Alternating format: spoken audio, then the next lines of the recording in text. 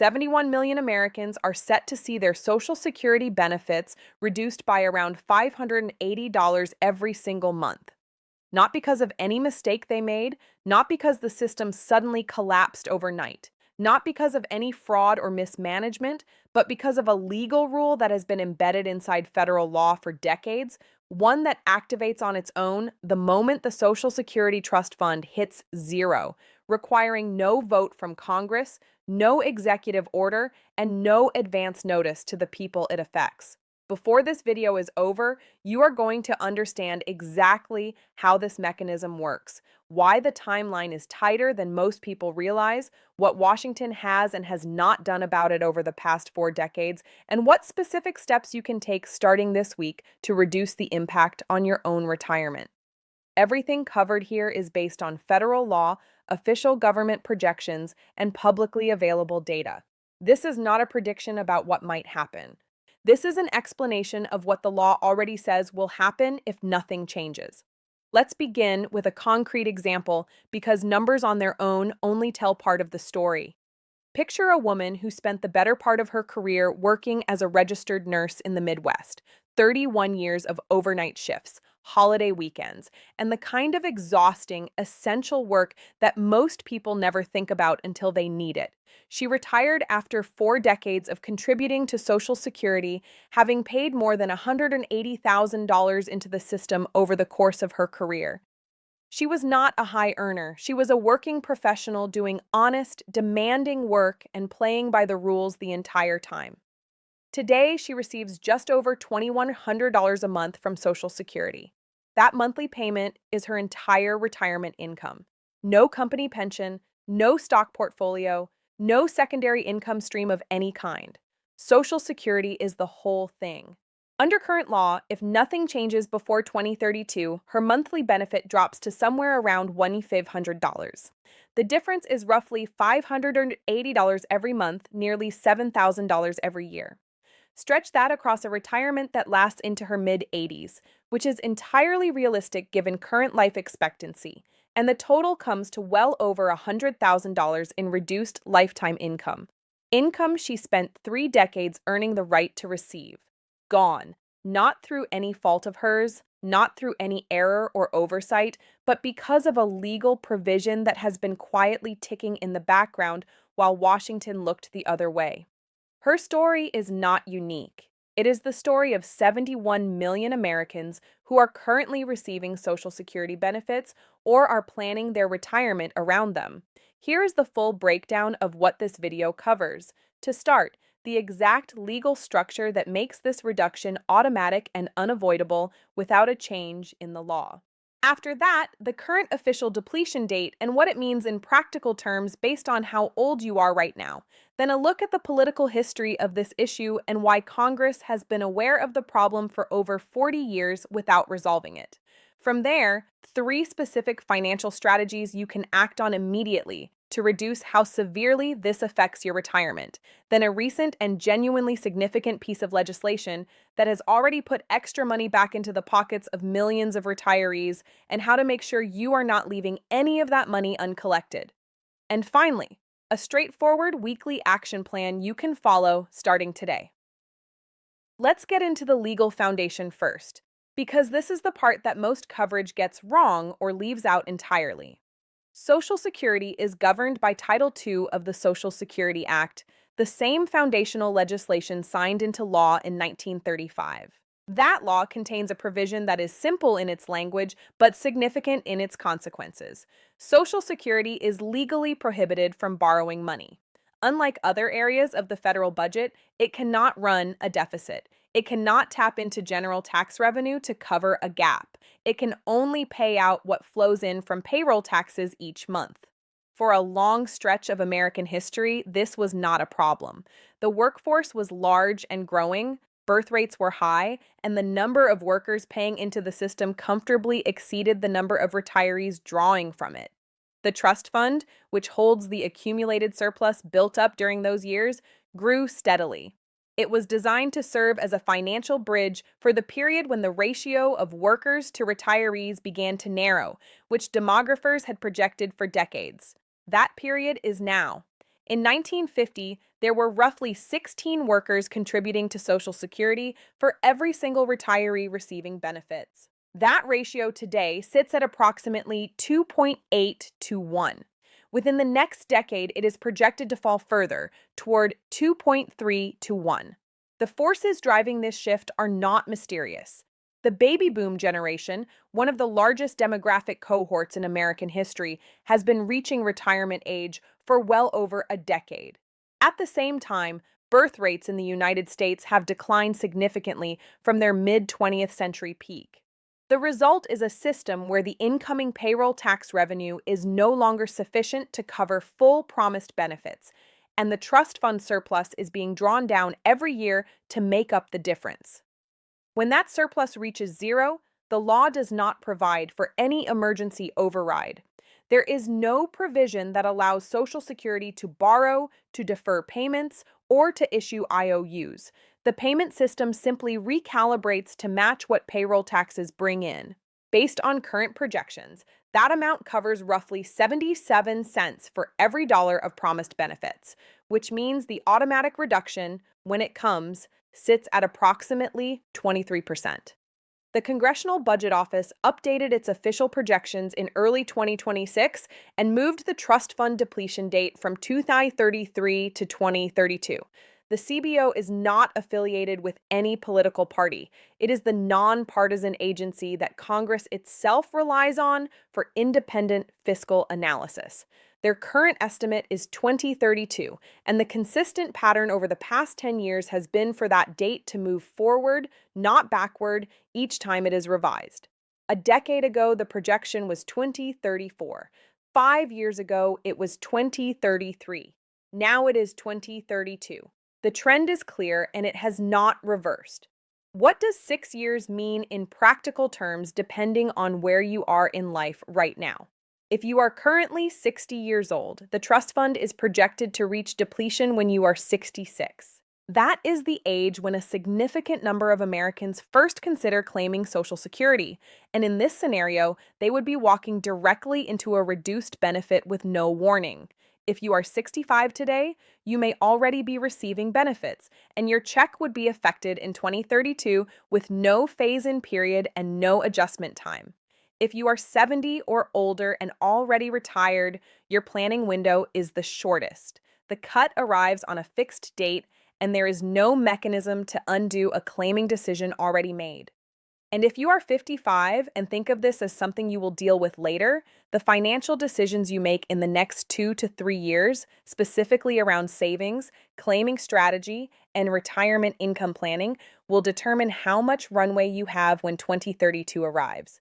Now it is worth spending a moment on the political history of this issue, not to assign blame, but because understanding why it has not been fixed is relevant to understanding how likely it is to get fixed in the next 6 years. The last time Congress passed major Social Security reform legislation was 1983. That package of changes, passed under a bipartisan commission, raised the full retirement age incrementally from 65 to 67, increased payroll tax rates, adjusted certain benefit calculations, and extended the projected solvency of the system by several decades. It was politically painful at the time, but it got done. And then the issue was set aside. Every year since 1983, the Social Security trustees have published an annual report. Every single one of those reports has included the same core warning. The current structure of the system is not financially sustainable over the long term. The trust fund will be depleted. Automatic benefit reductions will follow unless Congress acts to change the law. 43 consecutive years of official warnings, and in that time, no major reform legislation has been passed. This is not because there are no ideas on the table. There are multiple bills currently introduced in Congress addressing the funding gap from different directions. Some propose lifting or eliminating the cap on income subject to payroll taxes, which currently cuts off at around $168,600, meaning earnings above that threshold are not taxed for Social Security purposes. Others propose extending payroll taxes to cover certain categories of investment income. Others focus on adjusting the benefit formula, modifying cost of living calculations, or gradually raising the retirement age further. Every one of these approaches has supporters, has been studied by economists, and has been written into legislation. None of them have come to a floor vote. The reason is that Social Security sits at one of the most difficult intersections in American politics. Any change significant enough to actually solve the funding gap will create political opposition from one direction or another. And rather than absorb that political cost, Congress has consistently chosen to defer the decision. The result is that each passing year brings the depletion date closer, while the window for a gradual, manageable fix gets shorter.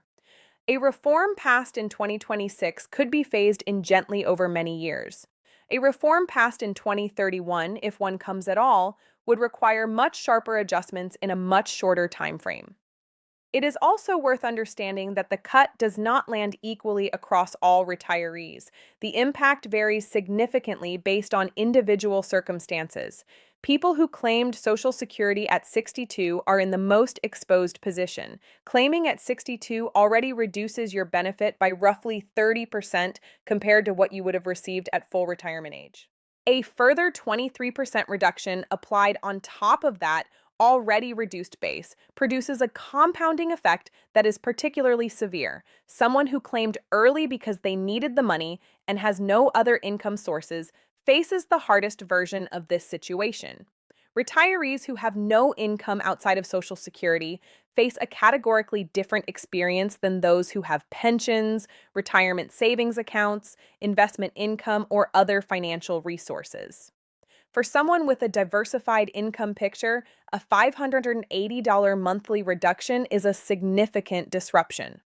For someone whose Social Security check is the only money coming in, it is potentially the difference between meeting basic needs and not meeting them.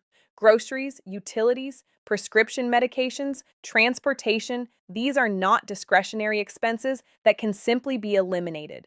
They are necessities, and a reduction of this scale cuts directly into them.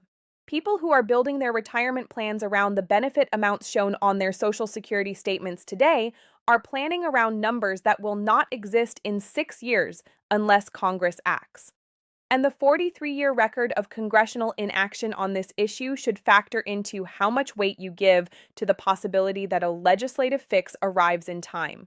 Now let's get into the practical side of this, because there are real moves available to you right now. The first and most powerful strategy available to anyone who has not yet claimed Social Security is delaying your claim. The Social Security system is structured so that every year you wait past age 62 adds approximately 8% permanently to your monthly benefit.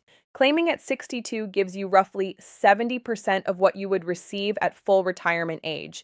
Waiting until 67 gives you the full amount. Waiting until 70 gives you approximately 124% of your full retirement age benefit. The reason this matters so much in the current situation is that the upcoming reduction is percentage-based. A 23% cut applied to a larger base number leaves you with more money than the same 23% cut applied to a smaller base number. To make this concrete, consider someone whose full retirement age benefit would be $2,000 a month. Claiming at 62 produces around $1 in $400. After a 23% reduction, that becomes approximately $1,078. Waiting until 70 produces around $2,280 before the cut. After the same 23% reduction, that is still approximately $1,900. The difference is more than $800 a month, coming from the same work history and the same lifetime contributions, with the only variable being the age at which the person decided to claim.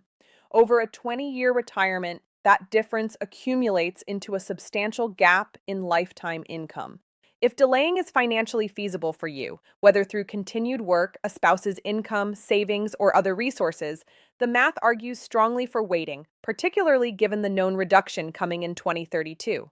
The second strategy is to approach the projected $580 monthly shortfall as a specific, plannable financial gap rather than an abstract future problem. If you are 60 today, you have roughly 6 years before the reduction hits. 6 years is a meaningful amount of time to build a financial cushion if you start now. A Roth IRA is one of the most flexible tools available for this purpose. Contributions are made with after tax dollars, the money grows tax free, and withdrawals in retirement are completely tax free as well. If you are over 50, the annual contribution limit, including the catch up amount, is $8,000. Over 6 years, that is $48,000 in contributions. With even modest investment returns, that account could reach somewhere between $55,000 and $60,000 by 2032, enough to provide around $580 a month for close to 9 years without touching the principal aggressively. And because Roth IRAs carry no required minimum distributions during the owner's lifetime, you control the timing of when you draw from it. A health savings account offers a different but equally compelling angle. If you are enrolled in a high deductible health plan, you can contribute pre tax dollars to an HSA, let them grow tax free, and withdraw them tax free for qualified medical expenses. For people over 55, the annual contribution limit, including catch up, is around $5,300. Over 6 years, that represents more than $31,000 in contributions. Healthcare is one of the primary expense categories where a Social Security reduction hits retirees hardest, which means an HSA is a targeted financial hedge against exactly the category of costs most likely to increase as you get older. After age 65, HSA funds can also be used for non-medical expenses with only ordinary income tax applied, making it function as a secondary retirement savings account. A deferred income annuity is a third option worth understanding, particularly for people who prefer guaranteed income to market-dependent savings. With a deferred annuity, you contribute a lump sum today, and the contract pays out a fixed monthly income beginning at a specified future date. You could structure one to begin paying exactly $580 a month starting in 2032, replacing the reduction dollar for dollar with a guaranteed stream of income that lasts for life. The upfront cost depends on your age, the insurer, and the specific product. But for someone who has a lump sum sitting in a low-yield savings account, converting a portion of it into a guaranteed income stream that kicks in precisely when a known gap appears is a reasonable and often underutilized strategy. The third strategy is free and takes about 15 minutes. Go to ssa.gov and log into your My Social Security account. If you have never set one up, the process takes roughly 10 minutes and requires basic identifying information. Once you are in, find your projected benefit amounts at 3 ages 62, 67, and 70. Write all three numbers down, then take each one and multiply it by 0.77. The result is your realistic planning number, the amount you would receive under a 23% reduction scenario. These are the figures your retirement budget should be built around. Your monthly expenses, your housing situation, your healthcare planning, your travel assumptions, all of it should be stress tested against the 77% figures, not the full benefit amounts currently shown on your statement. If Congress acts before 2032 and the reduction never comes, you end up with more money than you planned around. If Congress does not act, which is what 4 decades of inaction suggests is the realistic baseline, you are prepared. Now, for the part of this story that is genuinely positive, in January 2025, the Social Security Fairness Act was signed into law. This legislation addressed 2 provisions that had been quietly reducing or eliminating Social Security benefits for millions of public sector workers for several decades. The first was the windfall elimination provision, referred to as WEP. The second was the government pension offset, referred to as GPO. Both of these provisions affected workers who spent part or all of their careers in jobs not covered by Social Security, including teachers in a number of states, law enforcement officers, firefighters, federal employees under older civil service retirement systems, and various state and local government workers who participated in separate pension arrangements. For these workers, Social Security benefits earned through other jobs or spousal and survivor benefits they were otherwise entitled to were reduced or eliminated under these 2 provisions. In many cases, the reductions were substantial, hundreds of dollars a month. The Fairness Act repealed both WEP and GPO entirely. And critically, the repeal is retroactive to January 2024, meaning affected retirees are owed back payments covering the period since that date. The Social Security Administration has been processing these adjustments and in many cases is applying them automatically without any action required from the beneficiary. However, not every affected account has been updated, and if yours has not been corrected, the back payment will not arrive on its own. If you or your spouse ever worked in a government position covered by a separate pension system rather than Social Security, log into your My Social Security account and look at your current monthly benefit. Compare it to what you were receiving before January 2025. If the amount has increased, your adjustment has likely been processed. If it has not changed and you believe you were subject to WIP or GPO reductions, contact the Social Security Administration directly at 1-800-772-1213 and ask specifically about the Social Security Fairness Act adjustment for your account. The call may involve some wait time given the volume of inquiries since the law passed, but pursuing it is worthwhile. For many people, this means hundreds of dollars more per month going forward, along with a retroactive lump sum payment. Here is a practical action plan to close with. This week, start by logging into ssa.gov and pulling your projected benefits at 62, 67, and 70. Multiply each by 0.77 and keep those numbers somewhere accessible. They are your honest planning baseline. If you or your spouse ever worked in public sector employment with a separate pension, check whether your monthly benefit has increased since early 2025 and follow up with Social Security if it has not. If you have not yet claimed Social Security, work through the delayed claiming comparison using the adjusted 77% figures rather than the full amounts. Calculate how much you would need to set aside between now and 2032 to generate approximately $580 a month in supplemental retirement income and identify which savings vehicle, Roth IRA, HSA, or deferred annuity fits your tax situation and timeline best. If you are within 5 to 7 years of retirement or already retired, bring these specific numbers to a financial advisor who focuses on retirement income planning and ask them to model your financial situation around the reduced benefit scenario. Have the conversation with whoever shares your financial life, a spouse, an adult child, a sibling you rely on. Make sure the people around you understand what is coming and what steps you are taking.